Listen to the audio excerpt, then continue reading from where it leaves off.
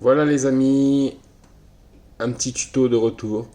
Voilà, j'ai laissé une mouche rentrer dans le terrarium et comme vous voyez, elle n'a pas eu beaucoup de chance. Aussitôt rentrée, elle est restée sur le sol, ce qu'elle n'aurait pas dû faire. Et du coup, là, elle s'est fait attaquer et je lui donne pas cher de sa vie. Regardez, dans la manière que les Camponotus fenchenkoi l'attaquent.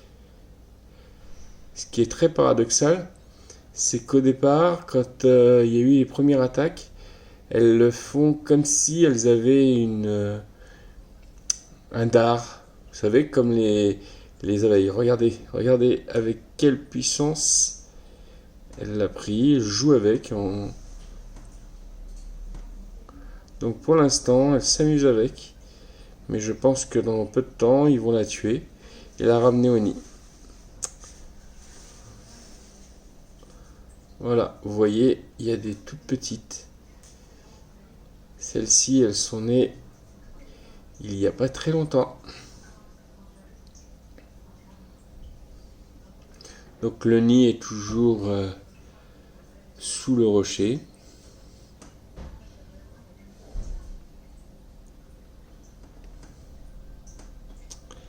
Voilà.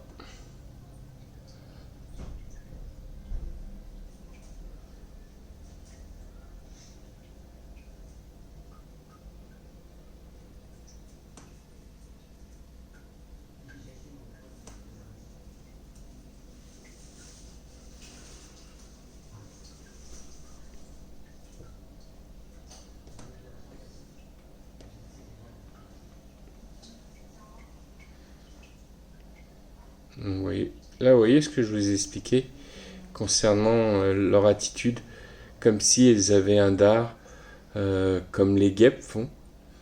Alors, à savoir que les fourmis sont, la famille de tout ce qui est abeilles, guêpes, même si on pourrait en douter. Et là, vous voyez, par rapport à leur comportement, ben, vous voyez qu'elles piquent comme si, ouais, elles tentent comme si elles avaient un dard. Alors certaines fourmis ont gardé ce dard, mais pas les Camponotus fenchenkoi. En tout cas, pas en ma connaissance.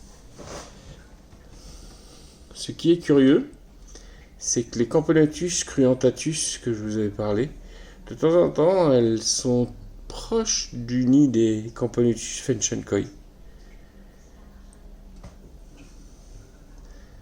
C'est très troublant d'ailleurs. Comme si elles n'avaient pas trop peur. Comme si elles ne craignaient rien. Alors je vous dis au départ, ça a été un combat,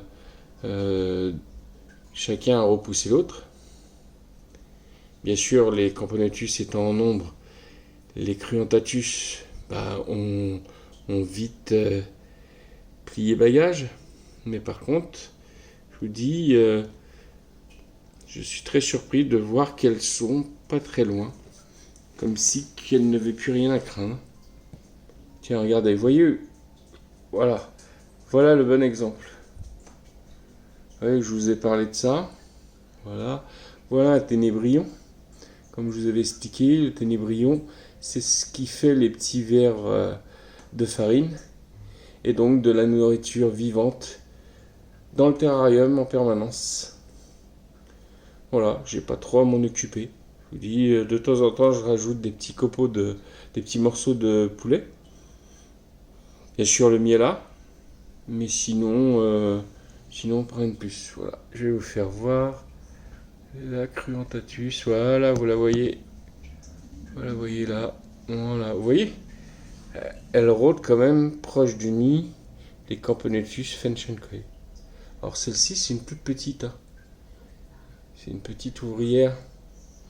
Mais ça n'empêche que... Alors, qu'est-ce qui s'est passé? Ou qu'est-ce qui se passera? Eh ben, on verra ça. On verra ça. Voilà, un ténébrion qui s'aventure. Vous voyez, il risque pas grand-chose celui-ci dans le sens qu'il a une carapace. Donc Voilà, il prend un morceau morceau de poulet que j'avais laissé. Voilà, et puis il va partir avec. Mais ce qui est intéressant dans le tévrillon, c'est surtout les vers qu'il fait, dont les fourmis se nourrissent. Voilà. Ça, il faut vous mettiez ça dans vos terrariums ou dans vos nids. Alors bien sûr, un seul ténébrion, n'était pas plusieurs, sinon vous êtes envahi Tiens, regardez. Voilà, vous avez vu par l'exemple, il s'est fait chasser le ténébrion par une petite Fenchenkoy. Voilà, il y en a une qui revient à la rescousse. Bah, regardez, je vous regarde. Voilà. Voilà, il se fait sacher. Voilà, il risque pas grand chose, mais il se fait chasser du nid. Voilà. On revient voir où c'est qu'ils en sont avec leurs mouches. Bah, là, il semblerait qu'ils l'ont maîtrisé. Et puis, je pense qu'ils vont la découper en petits morceaux.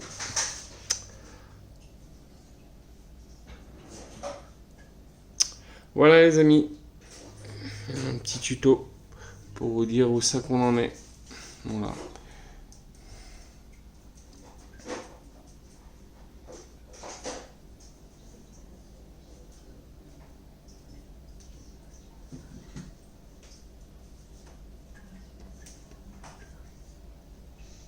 Vous voyez qu'elles sont toujours aussi magnifiques.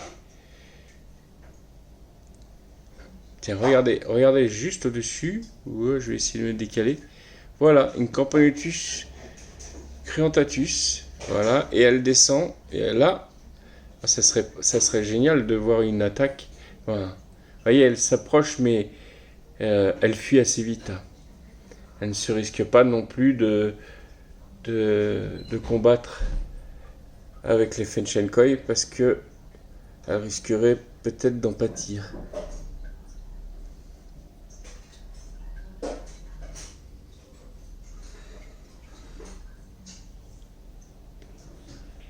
Voilà. Vous voyez, là ils sont en train de la découper au fur et à mesure. Il va y avoir des ailes, il va y avoir un petit peu, puis ils vont ramener tout ça au nid. Voilà.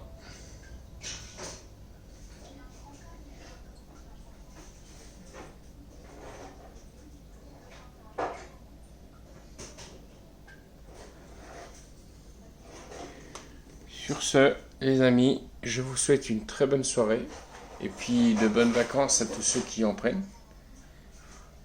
Moi, je reviens de 15 jours de vacances et je repars la semaine prochaine. Voilà, à bientôt. Bye bye.